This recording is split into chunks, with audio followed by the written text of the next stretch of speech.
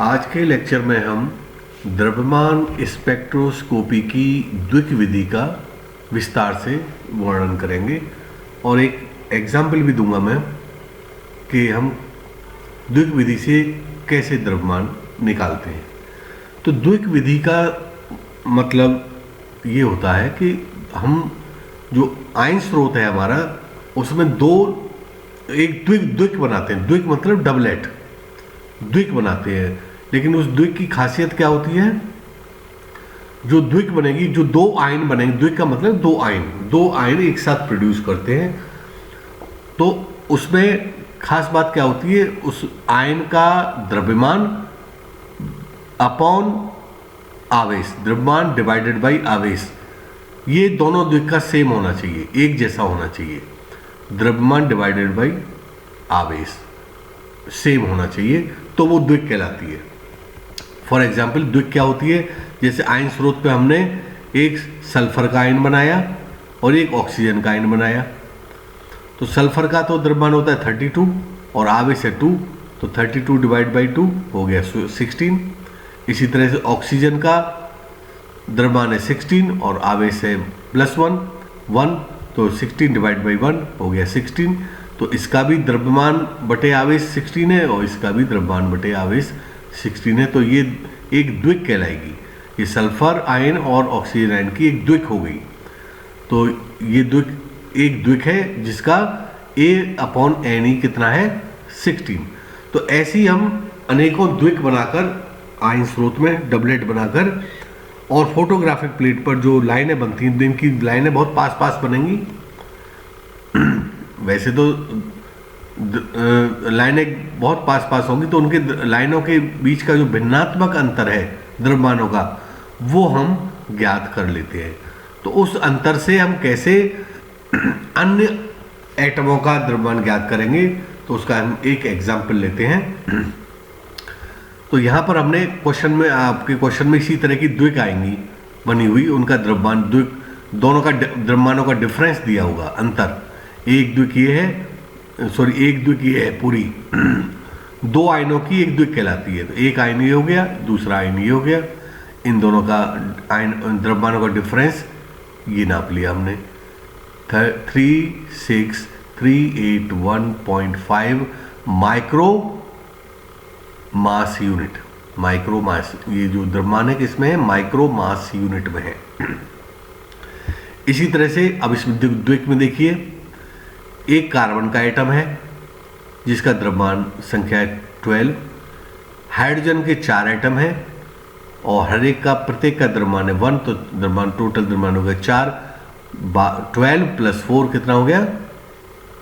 16, और आवेश कितना है? 1। 16 divide by 1 is equal to 16, ये हो गया। इसी तरह से ऑक्सीजन का द्रव्यमान संख्या 16 divide by 1 is equal to 16, तो दोनों का द्रव्यमान बटे आवेश सेम है, तो एक ये द्विक हो गई।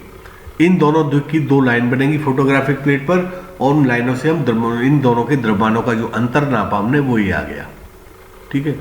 इसी तरह से दूसरी द्विक है 12C4।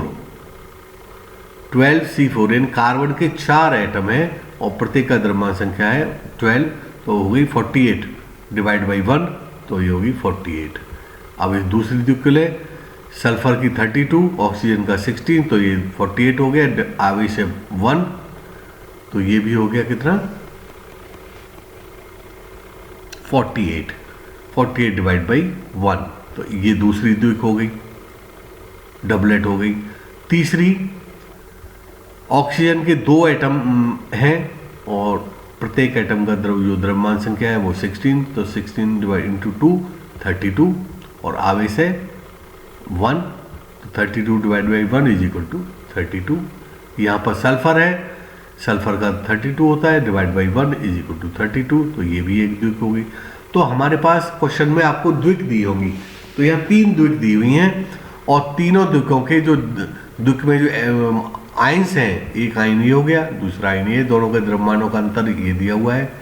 इन दोनों आयनों के द्रव्यमानों का अंतर ये दिया हुआ है 33016.4 micro means 10⁻⁻⁶ mass unit. Atomic mass unit भी होती है, मास यूनिट भी होती है, दोनों में कोई ऐसा डिफरेंस नहीं है, सेम चीज होती है। तीसरी द्विकीय है, उसके दोनों आयनों का द्रव्यमानों का डिफरेंस है 17754.3 माइक्रो मास यूनिट। ठीक है, तो हमारे पास ये 3 द्विकीय हो गई। यहाँ पर मेरे से एक मिस्टेक हो गई है, तो आप अपने नोट्स में करेक्शन कर लें। इस मास को मैंने अल्फा लिख दिया है, तो लेकिन अल्फा नहीं, इसको अल्फा गुणा 10⁻⁻6 कर लीजिए। माइक्रो मतलब 10⁻⁻6, तो अल्फा गुणा 10⁻⁻6, बीटा गुणा 10⁻⁻6, गामा गुणा 10⁻⁻6, यानी इन द्रव्यमानों को हमने अल्फा बीटा गामा के फॉर्म में लिख लिया। तो अल्फा का मान कितना हो जाएगा फिर 10⁻⁻6, तो यहाँ है ही, ये माइक्रो, यहाँ भी हमने गुणा कर दिया, मान लीजिए 10⁻⁻6, तो अल्फा इज इक्वल टू हो जाएगा 36381.5। बीटा कितना हो जाएगा 33016.4। गामा हो जाएगा 17754.3। तो यहाँ पर तीनों में ही आप अपने नोट्स में 10⁻⁻6 से मल्टीप्लाई कर लीजिए। अब क्वेश्चन है, ये इस तरह की द्विक दी होंगी, उसके बाद लिखा होगा उपरोक्त द्विकों की सहायता से हाइड्रोजन, यानी ये जो जिसकी द्रव्यमान संख्या 1 है, ऑक्सीजन जिसकी द्रव्यमान संख्या 16 है, और सल्फर जिसकी द्रव्यमान संख्या 32 है, 32 है, का द्रव्यमान ज्ञात कीजिए, जबकि C12 का द्रव्यमान 12 mu मास यूनिट है। इसको इस बेस मान रहा है, C12 को बेस मान के हमें द्रव्यमान किस किस के ज्ञात करने हैं। C12 का तो द्रव्यमान दिया हो कितना 12 mu या AMU, एक ही बात है, ये द्रव्यमान दिया हुआ है। ये स्टैंडर्ड द्रव्यमान है। जैसे हम कोई भी सामान लेने जाते हैं तो 1 किलोग्राम को रेफरेंस लेकर हम कोई भी चीज़ ना, जैसे हमें आलू 2 किलो लेने, तो 1 किलोग्राम के 2 बांट रखेंगे या 2 किलोग्राम का 1 बांट रखेंगे, उसके आधार पर वो तौल के देगा। तो एक तरह से ये मान लीजिए ये हमारा स्टैंडर्ड बांट है, हमारा C12 का द्रव्यमान 12 mu। अब देखिए, अब हमें किसके द्रव्यमान निकालने हैं, हाइड्रोजन जिसकी द्रव्यमान संख्या 1 है, ऑक्सीजन जिसकी द्रव्यमान संख्या 16 है, और सल्फर जिसकी द्रव्यमान संख्या 32 है, 32 है। इनके हमें द्रव्यमान ज्ञात करने हैं। तो कैसे निकालेंगे, अब देखिए इस इक्वेशन, पहली इक्वेशन लेते हैं। इसमें कार्बन के कितने एटम हैं, 1, तो C लिख लिया हमने। हाइड्रोजन के कितने एटम हैं, 4 + 4H। ऑक्सीजन का कितने एटम है, 1, तो -O is equal to alpha, मैंने बताया था यहाँ पे गुणा कर लेना 10⁻⁻6 से, तो अल्फा गुणा 10⁻⁻6। तो अल्फा की वैल्यू कितनी है, ये जो न्यूमेरिकल वैल्यू दी हुई है ये अल्फा की वैल्यू है। इसी तरह से यहाँ बीटा में भी 10⁻⁻6 का गुणा कर लेना, जैसे यहाँ मैंने किया हुआ है। तो बीटा की वैल्यू हो जाएगी 33016.4। ऐसी गामा में 10⁻⁻6 का मल्टीप्लाई कर लेना, तो गामा इंटू 10⁻⁻6, तो गामा हो जाएगा 17754.3। ठीक है, mu। अब हमारे पास ये 3 इक्वेशन आ गई। अब 3 इक्वेशन में हमें C की वैल्यू पता है, हमें H, O और S इनकी वैल्यू निकालनी है। तो हम एक ऐसी इक्वेशन बनाएंगे जिसमें, पहली ऐसी इक्वेशन बनाएंगे जिसमें केवल क्या हो, C और H हो। दूसरी इक्वेशन H बनाएंगे जिसमें C और O हो। तीसरी इक्वेशन ऐसी जिसमें C और S हो। तो C का मान पता है, C का मान रख देंगे, S का मान प्राप्त हो जाएगा। तो देखिए क्या किया हमने, इस इक्वेशन में से दूसरी इक्वेशन में से तीसरी इक्वेशन को सब्सट्रैक्ट कर दिया, घटा दिया। इसमें से इस इक्वेशन को जब हम माइनस करेंगे तो हमें क्या मिलेगा, देखिए 4C। इस इक्वेशन, ये एक तरह से अलजेब्रा की इक्वेशन हो गई। 4C - S O is equal to beta into 10⁻⁶। दूसरी इक्वेशन है 2O minus S is equal to gamma minus 10⁻⁶। तो जब इस इक्वेशन में से सेकंड इक्वेशन में से थर्ड इक्वेशन को सब्सट्रैक्ट करेंगे तो राइट हैंड में हमें क्या मिलेगा, बीटा माइनस गामा, तो ये बीटा माइनस गामा हो गया इंटू 10⁻⁶। और यहाँ से इसमें से माइनस करेंगे तो एस और एस तो कैंसिल हो जाएगा, तो ये माइनस ये तो माइनस, ये चिन्ह बदल जाएगा, प्लस का हो जाएगा, तो एस तो कैंसिल हो जाएगा। क्या इसी क्वेश्चन में क्या रह जाएगा, सी और ओ रह जाएंगे बस। तो 4c पहले तो इसी क्वेश्चन को लिख लेते हैं, 4c minus S minus O, फिर माइनस करके इसी क्वेश्चन को लिखेंगे माइनस 2o और प्लस एस, तो एस और एस कैंसिल हो गए, क्या बचा हमें यहाँ पर 4c माइनस 3o। तो यहाँ से o कितना हो जाएगा, 3o को तो इधर ले आओ और इस बीटा माइनस गामा को इधर ले आओ, तो 3o is equal to 4c, ये इधर आ जाएगा माइनस बीटा माइनस गामा, ये माइनस है सिन इंटू 10⁻⁶। अब इस पूरी इक्वेशन को, ये वाली जो इक्वेशन है इसको 3 से डिवाइड कर दो, तो यहाँ लेफ्ट हैंड साइड में क्या रह जाएगा o, ये 4/3 और इस पूरे को 3 से डिवाइड कर दिया हमने। अब यहाँ पर c का द्रव्यमान कितना है 12 mu, बीटा कितना है 33016.4 mu, गामा कितना है 17754.3 mu। ये सारे मान सब्स्टिट्यूट कर दो आप इस इक्वेशन में, सारे जैसे c का मान हमने 12 सब्स्टिट्यूट कर दिया, बीटा माइनस गामा की वैल्यू ये आ गई इंटू 10⁻⁶/3, ये कितना हो जाएगा 12 इंटू 4 48/3 16 माइनस, इसको जब आप सॉल्व करोगे तो ये आएगा 5087.4 इंटू 10⁻⁶।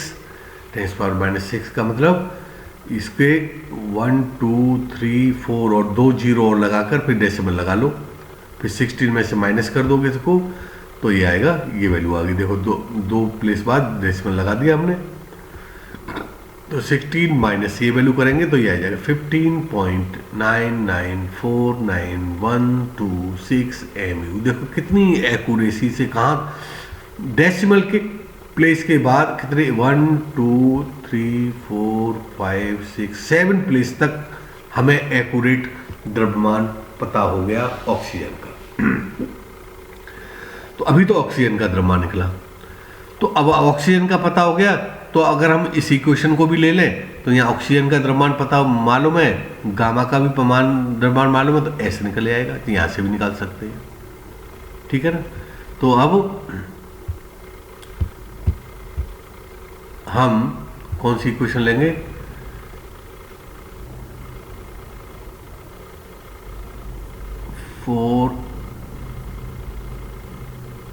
ये पहली इक्वेशन लेंगे। तो इसमें ऑक्सीजन का तो हमें पता हो गया, तो ऑक्सीजन का जब पता है, कार्बन का भी पता है, तो हाइड्रोजन का निकल आएगा यहाँ से। तो इस इक्वेशन को हम कैसे लिखेंगे 4H और बाकी सबको इधर ले आओ राइट हैंड साइड में, तो माइनस C हो जाएगा और प्लस O हो जाएगा। तो 4H is equal to O minus C plus alpha to the power alpha into 10⁻⁶। 4 से डिवाइड कर दो, क्योंकि हमें किसका द्रव्यमान निकालना है, H का निकालना है केवल। तो 1/4 into O minus C plus alpha into 10⁻⁶। O का द्रव्यमान अभी हमने ये निकाला ही है, यहाँ पर कितना है 15.99491226, ये रख दिया हमने 15.99491226 को या 3 ले लिया है, माइनस कार्बन का हमें दिया ही हुआ है, स्टैंडर्ड मान दिया हुआ है कार्बन का ये 12, तो ये कार्बन का 12 सब्स्टिट्यूट कर दिया, और अल्फा का मान हमें पता है, अल्फा का ये है, इसको 10 की घात अल्फा का कितना है 36381.5, और उसमें 10 की घात -6 से मल्टीप्लाई कर देंगे तो उसी हिसाब से यहाँ डेसिमल लग जाएगा। इस सब को सॉल्व कर लो। तो इसको जब सॉल्व करेंगे तो ये मान आ जाएगा डिवाइडेड बाई 4, तो ये आ गया हाइड्रोजन एटम का द्रव्यमान आ गया 1.007824 AMU या MU। ये हाइड्रोजन का एटम का द्रव्यमान हो गया। अब बचा हुआ ऑक्सीजन हो गया, हाइड्रोजन हो गया, अब बचा सल्फर। तो सल्फर में जैसे मैंने बताया हम ये थर्ड इक्वेशन यूज कर सकते हैं। ऑक्सीजन का आपने निकाल लिया है, सल्फर का निकालना है। तो ये थर्ड इक्वेशन से S इज इक्वल टू हो जाएगा, S is equal to, S को इधर ले आओ और बाकी गामा को इधर ले जाओ, तो S is equal to 2O minus gamma हो जाएगा। तो S is equal to 2O minus gamma into 10⁻⁻6। Oxygen का जो हमने द्रव्यमान निकाला था वो द्रव्यमान रख दीजिए यहाँ पर।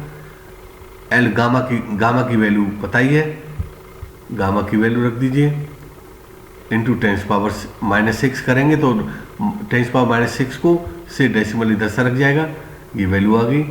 इसमें 2 से मल्टीप्लाई करके ये वैल्यू आ गई माइनस ये, तो दोनों को सब्ट्रैक्ट करेंगे, घटा देंगे, तो ये सल्फर का द्रव्यमान आ जाएगा 31.97207009 MU मास यूनिट। तो इस तरह से हम द्विक विधि की सहायता से हम विभिन्न एटमों का हम एक्यूरेट द्रव्यमान ज्ञात कर सकते हैं। लेकिन इसके लिए आवश्यक है हमें द्विक बनानी पड़ेंगी। आयन स्रोत में द्विक बनाकर उनके जो पास पास जो रेखाएं आएंगी उनके मध्य अंतर से उनका द्रव्यमान अंतर ज्ञात करेंगे और 3 द्विक लेकर एक स्टैंडर्ड कार्बन को स्टैंडर्ड लेते हैं। किसी एग्जाम्पल में ऑक्सीजन को भी स्टैंडर्ड ले लेते हैं, लेकिन जनरली कार्बन को स्टैंडर्ड यूज किया जाता है, कार्बन के द्रव्यमान को, और इस तरह से हम द्रव्यमान ज्ञात कर सकते हैं।